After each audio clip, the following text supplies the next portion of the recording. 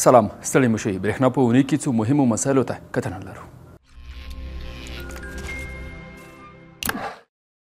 قرغیزستاني او ازبکستاني هیواد پانګوالو سره د برېښنا تولید او ظرفیت لوړونې برخو کې د پانګونې هوکړه لیک لاسلیک کېدل.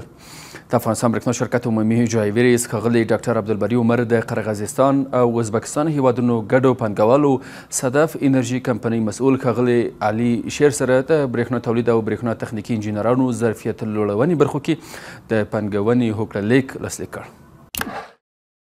د افغانستان برېښنا شرکت او کابل ښاروالۍ ترمنځ د پراختیایي پروژو په اړه د همغږۍ ناسته. د افغانستان برېښنا شرکت عمومي اجرایوي رئیس ښاغلی ډاکټر عبدالبري عمر د کابل ښاروالۍ تخنیکي او ساختماني معین ښاغلی عامر یاسر سره کابل کې د ساختماني پراختیایي پروژو لپاره د برېښنا شبکو اړوند پایو، ترانسفرمرونو او تجهیزاتو ځایونو بدلون او تخنیکي اړخونو په اړه د همغږۍ ناسته وکړه.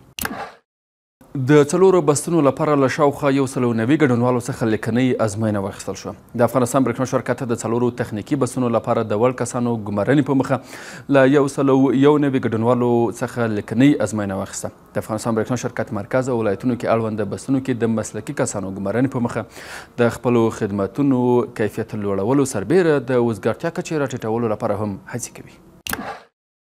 د افغانستان برېښنا شرکت شکایتونو اوریدو مدیریت کارکوونکو په تېره یوه اونۍ کې د 1160 پیرودونکو ستونزو ته پر وخت رسېدنه کړې.